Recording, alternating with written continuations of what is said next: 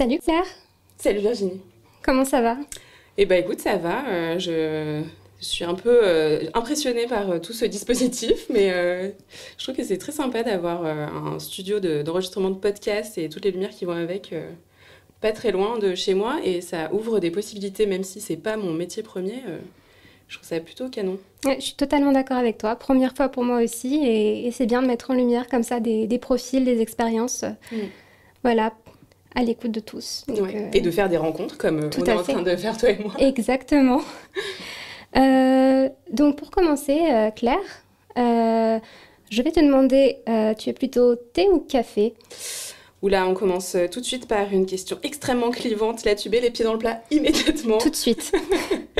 Eh bien, j'aimerais pouvoir te répondre que je suis petit thé, après mon 10 km le matin et mon yoga face à la mer, mais non, je bois plutôt des litres et des litres de café. Donc voilà, plutôt complètement café. Café, énergie, café, Café, ouais, pour aider à tenir, c'est pour ça. commencer tôt le matin, finir tard le soir s'il faut, ou simplement pour avoir un truc à se mettre sous la dent entre deux projets. Bah écoute, très bien, en parlant de projet, on va rentrer dans le vif du sujet. Qui es-tu, Claire? Alors, je m'appelle Claire Besset, j'ai 37 ans, je suis graphiste et directrice artistique. Je suis la cofondatrice d'un studio de graphisme qui s'appelle Studio Blick, que j'ai monté avec Florie, mon associée, Florie Cadia, qui est elle aussi graphiste. Et voilà, ça fait maintenant 5 ans, je crois, que nous existons en tant que structure. Ça fait 1 ou 2 ans de plus qu'on se connaît, elle et moi. Et avant ça, enfin, mon parcours au départ, c'est plus l'édition. Je me destinais à être éditrice.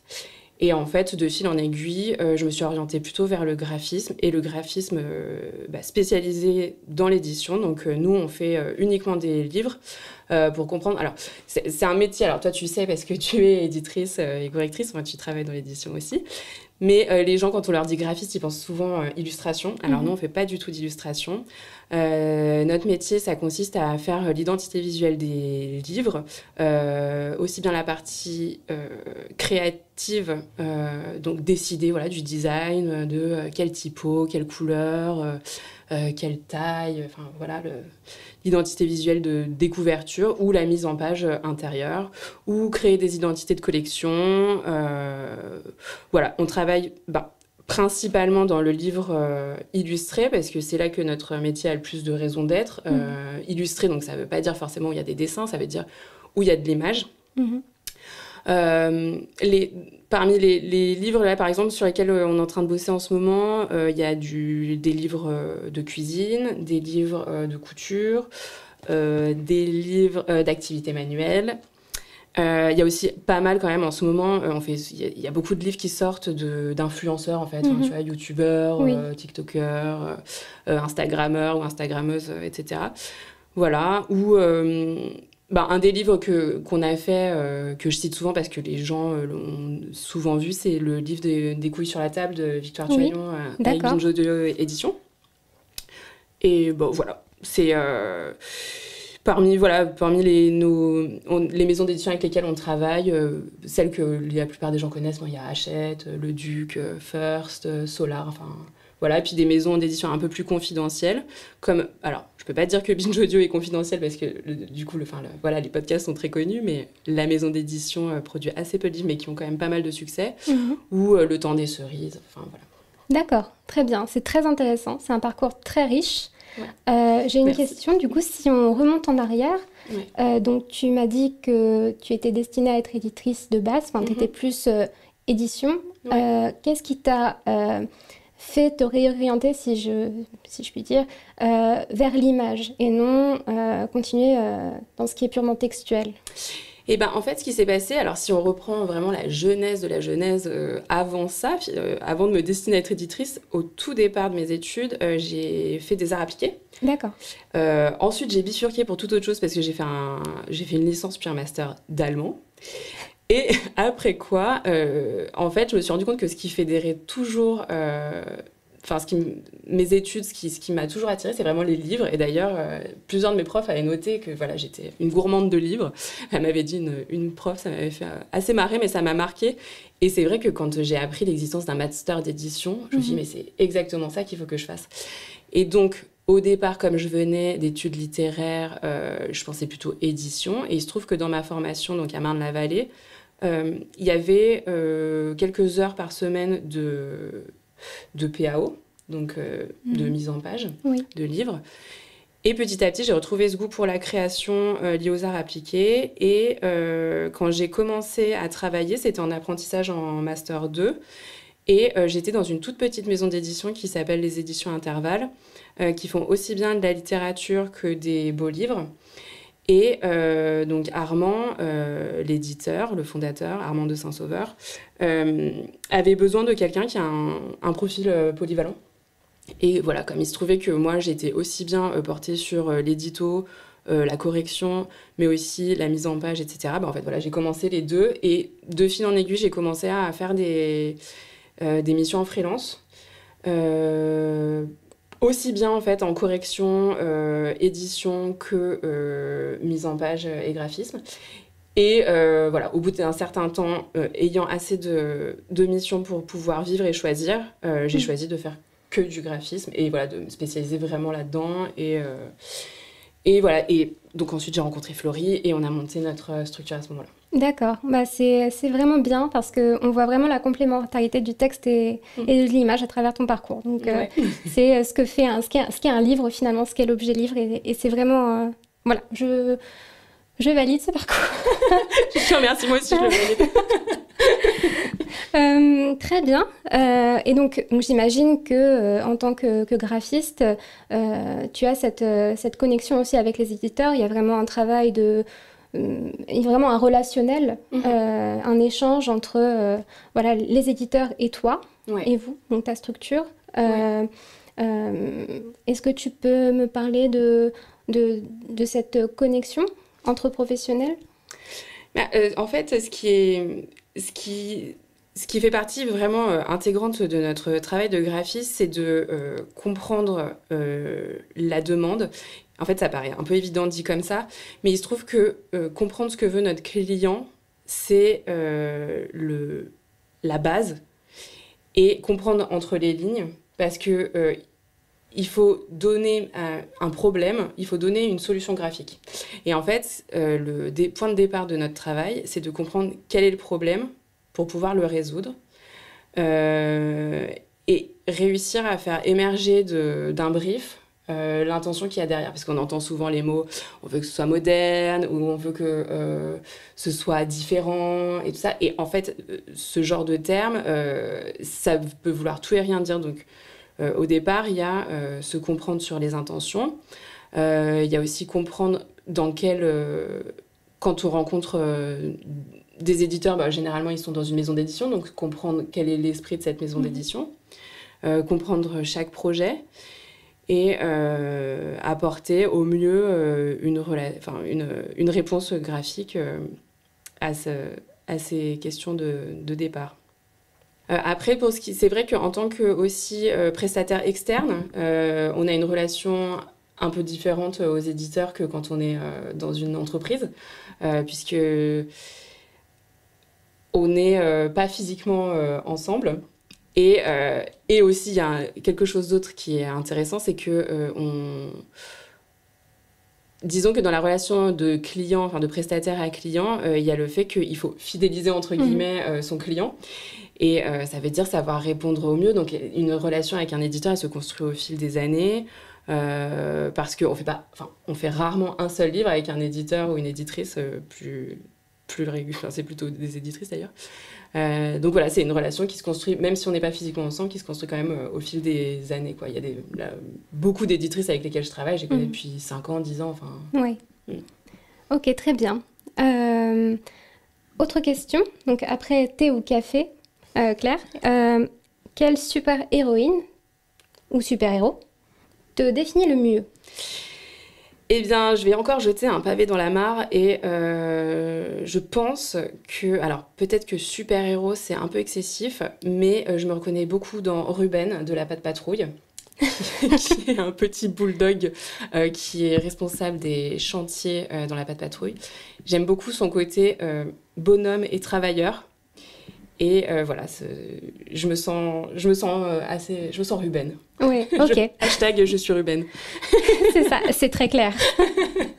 On va le reprendre, je pense, quand on partagera sur les réseaux notre interview. Hein. J'espère avoir lancé une trend. Et est-ce que tu es plutôt du matin ou de l'après-midi? Alors, je suis plutôt du matin, mais malheureusement, je ne peux pas travailler que le matin. Donc, ma journée se partage quand même souvent entre le matin et l'après-midi, voire le soir parfois. J'aime bien en fait bosser en dehors des horaires de bureau parce que ça permet d'être tranquille déjà, parce que chez moi, tout le monde dort. Donc ça, c'est pas mal. Et aussi parce qu'on ne reçoit pas de mail, donc on n'est pas interrompu. Et du coup, je suis plutôt du matin pour tout ce qui est créatif. Parce que là, c'est le moment où j'ai des idées bien claires, ou alors au contraire le soir, parce que j'ai pas vraiment de pression de devoir réussir ce que je fais. Enfin, le processus créatif, c'est quand même quelque chose qu'on peut pas forcer, donc il faut être dans des dispositions adéquates pour que les idées naissent et puissent se développer. Donc pour la création, plutôt le matin ou tard le soir. Et pour ce qui est plutôt exécution, où il faut couler une maquette sans trop réfléchir, là, ce serait plutôt l'après-midi en écoutant La Villa des Cœurs Brisés, pour être tout à fait honnête. D'accord. Et est-ce que tu as des inspirations particulières? Tu parlais d'inspiration créative. Alors, pour les inspirations, disons que... il y a... Pour la création, on a un processus, en tout cas, je ne sais pas si c'est vraiment mes inspirations. Il y a des sites que je consulte qui me donnent des idées. Enfin, déjà, je vais beaucoup voir à la librairie. Je vais voir les sites internet des maisons d'édition pour voir ce qui se fait. Je traîne sur Pinterest, parce que voilà. Et après, en fait, tout simplement pour faire naître les idées, on a un process, en fait. On commence par faire un mood board. Et ensuite, à partir de ce mood board, petit à petit, on se lance plus on met de plus en plus les mains dans le cambouis jusqu'à réussir à sortir quelque chose. Mais ça m'amène un peu à... Non, je vais pas squeezer ta question d'après, donc je te laisse enchaîner. Alors j'enchaîne. C'est peut-être pas la question d'après d'ailleurs. Peut-être pas. Alors... On parlait de travailler le matin ou l'après-midi, de ces inspirations-là que tu trouves en librairie, par exemple, ou en consultant Internet. Donc, c'est des inspirations personnelles, quelque part, parce que tu vas chercher, toi, l'information par rapport à ta personnalité, ta sensibilité, etc. Et je pense que ça reflète aussi l'esprit de l'indépendance, quelque part. C'est une chance. Ça fait partie des opportunités apportées par l'indépendance, justement. Ouais. Et je voulais savoir, du coup, est-ce que ça fait partie des choses qui t'ont poussé à choisir l'indépendance et est-ce qu'il y en a d'autres? Alors, en fait, au tout départ, c'était... Alors, je peux pas dire que c'était un choix vraiment conscient, dans la mesure où le milieu de l'édition est un milieu assez difficile à intégrer, enfin, à trouver. Il y a beaucoup de gens qui ont envie d'intégrer ce milieu et finalement peu de place. Donc, on va dire que c'était quand même une idée que j'avais en tête depuis mes études, le fait que ce serait difficile de trouver un poste et que donc il faudrait certainement que je fasse ma propre place. D'une façon qui n'était pas forcément décrocher un CDI dans une maison d'édition, la maison d'édition qui me plairait, etc.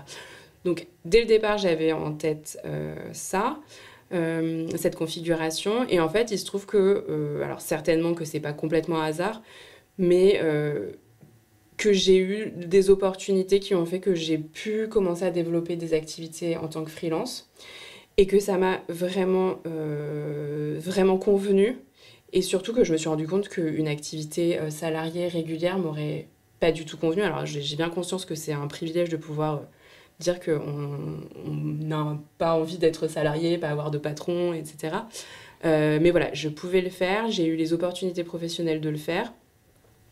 Et une fois que j'ai mis la main dans l'engrenage, si je puis dire, je me suis rendu compte vraiment que c'était super, que ça me convenait complètement, parce que aussi je suis quelqu'un de très enfin, très routinière, assez disciplinée quand même, donc, enfin en tout cas professionnellement. Et donc, que pour moi, c'était pas... Je prenais assez peu de risques en fait en devenant indépendante, dans le sens où j'ai plein de copines qui me disaient mais comment tu fais, moi, si j'avais pas un rythme régulier, quelqu'un qui... Enfin voilà, un N+1 qui surveille. Bon, j'exagère un peu, mais... j'aurais du mal à m'autodiscipliner et tout, alors que moi, au contraire, je pense que je suis un pire patron que ce que j'aurais trouvé dans la vraie vie. Bon, je pense qu'il y a des pires patrons que moi quand même. Mais voilà, j'ai vraiment trouvé un espace de liberté comme ça. Et le fait, finalement, enfin, parce qu'il y a le freelance et il y a aussi notre entreprise à Fleury et moi. Et pour moi, c'est vraiment la configuration parfaite parce que j'ai autant toute la liberté dont je pourrais jouir en étant complètement indépendante. Et en même temps, j'ai Florie avec qui est vraiment un appui pour moi comme je le suis pour elle, que ce soit dans les projets en eux-mêmes ou pour tout ce qui est les questions d'entrepreneuriat, ne pas être seule pour des questions administratives ou face à des clients ou dans des configurations où on n'est pas trop sûr de soi d'un point de vue créatif, etc. Enfin, être en binôme comme ça, c'est vraiment une chance extraordinaire.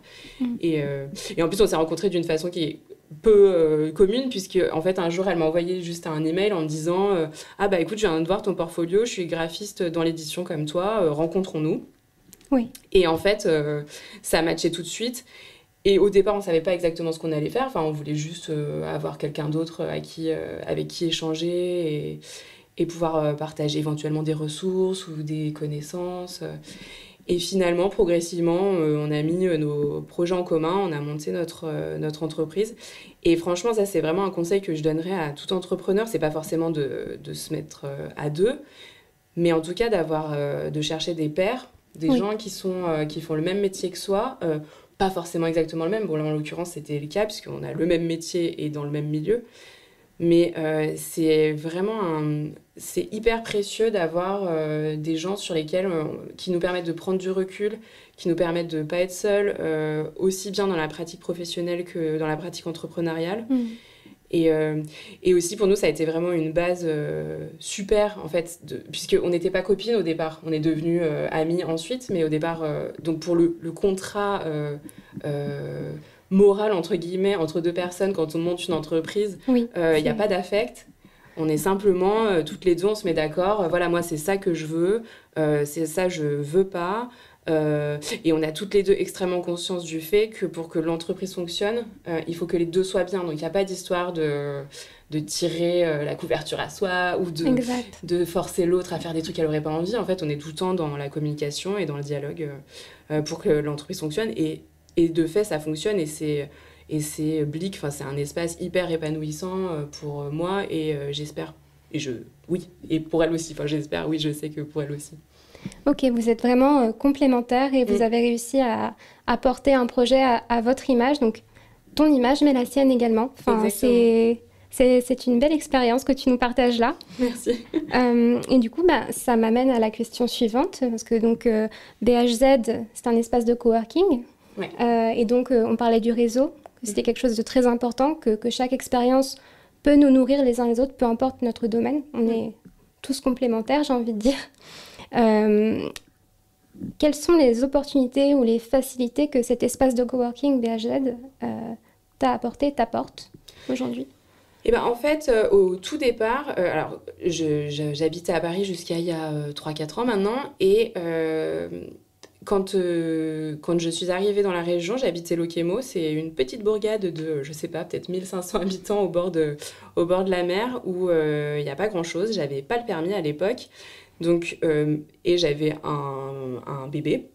Et donc, mes opportunités d'avoir une vie sociale étaient quand même assez réduites.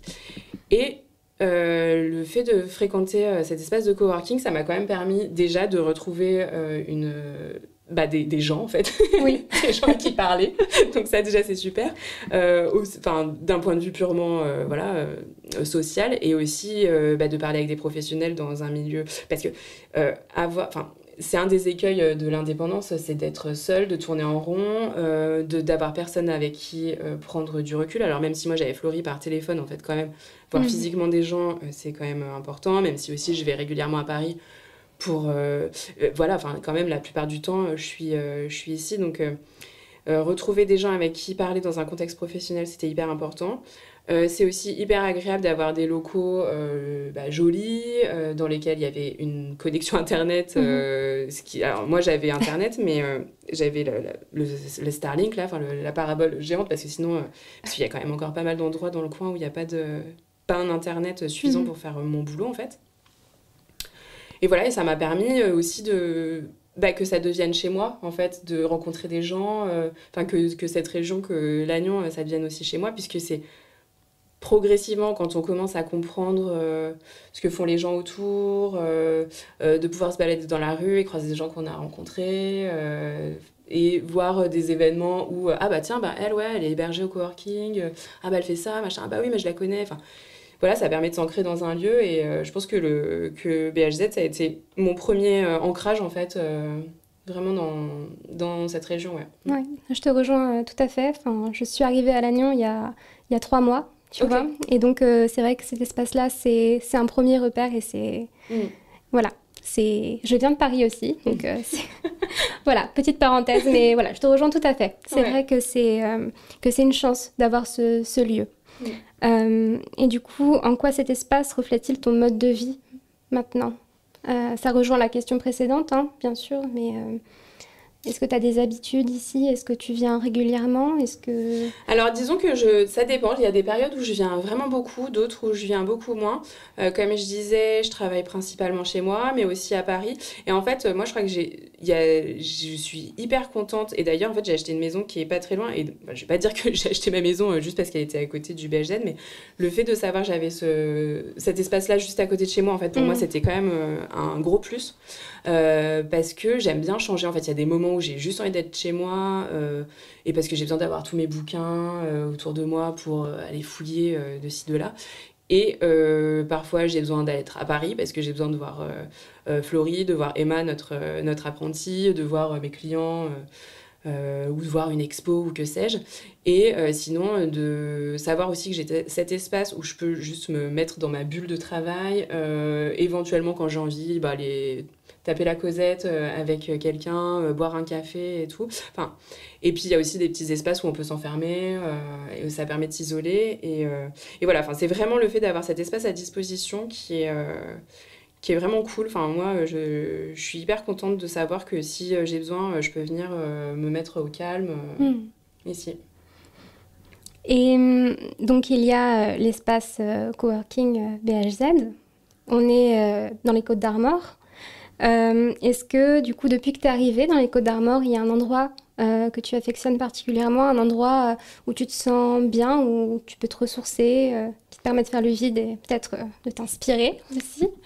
Eh ben oui, alors exactement. Alors, il y a évidemment plein d'endroits magnifiques. Bon, forcément, je vais pas parler de la plage, des forêts. Enfin, il y a tout plein de choses superbes à voir.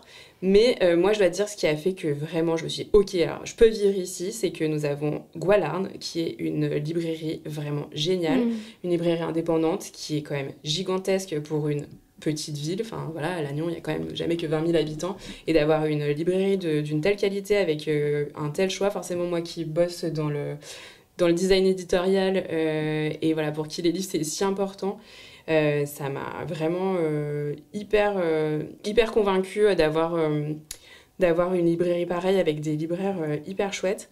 Après, voilà, moi je suis plutôt urbaine comme personne, donc c'est vrai que il y a des bars super cool, il y a les valseuses, le flambard, là il y a le manoir de Trorozec qui commence à faire des événements. Enfin moi c'est vraiment tout ce genre d'endroit où on peut boire des coups, se rencontrer des personnes, des jeunes et des moins jeunes d'ailleurs, mais bon, qui se réunissent autour d'écouter de la musique. Et je dois dire quand même, à Lannion, on est plutôt bien servi de ce côté-là. Et donc voilà, c'est quand même une ville qui bouge pas mal pour une ville pas si grande forcément au regard de Paris, puisque c'est de là que je viens. Mais non, il y a vraiment beaucoup d'endroits pour se sentir bien ici. Ouais, je suis d'accord, il y a une vraie vie culturelle il y a un bon état d'esprit et il y a une vraie diversité. En fait, tous les âges sont réunis et puis on partage dans un environnement quand même qui est pas mal. Hein. On va le dire, avec le Liguerre comme ça qui passe, c'est vraiment chouette. Ouais. Je t'ai pas posé cette question. Alors, ça peut être à Paris, ça peut être ici, mais est-ce que tu as une anecdote professionnelle à nous raconter ? Alors, j'ai une anecdote professionnelle à laquelle, en préparant cet entretien, j'ai repensé que j'avais un peu oublié. Alors, j'ai cité tout à l'heure Ruben de la Patte Patrouille, et là, je vais citer un autre super-héros dans son genre. Alors, peut-être que les plus jeunes qui nous écoutent ne sauront pas qui c'est. Je leur souhaite d'être passés à côté de ce personnage. Non, je plaisante, mais il se trouve que quand je travaillais avec les éditions Intervalle, nous avons publié le livre du mec qui était dans Casimir. Ah! Qui est un marionnettiste. Donc, j'ai passé une soirée à boire des coups avec Casimir, donc je sais pas, qui fait 2 mètres dans sa marionnette géante. Et donc, j'ai eu aussi la joie de participer à l'édition du livre de Casimir. C'est génial, j'ai pas d'autres mots, c'est une super anecdote. Ah bah ça, Alors, est-ce que Casimir encaisse bien les coups? Je dois dire, je veux pas avoir des ennuis parce que, à vrai dire, je me souviens pas. Parce que peut-être que moi, j'avais bu un coup trop, je sais pas. En général, les soirées dans l'édition, on sait ce que c'est. Oui. Non, je ne me prononcerai pas là-dessus. Je respecte. Et c'est génial comme anecdote, je peux pas dire autrement, là, c'est trop bien.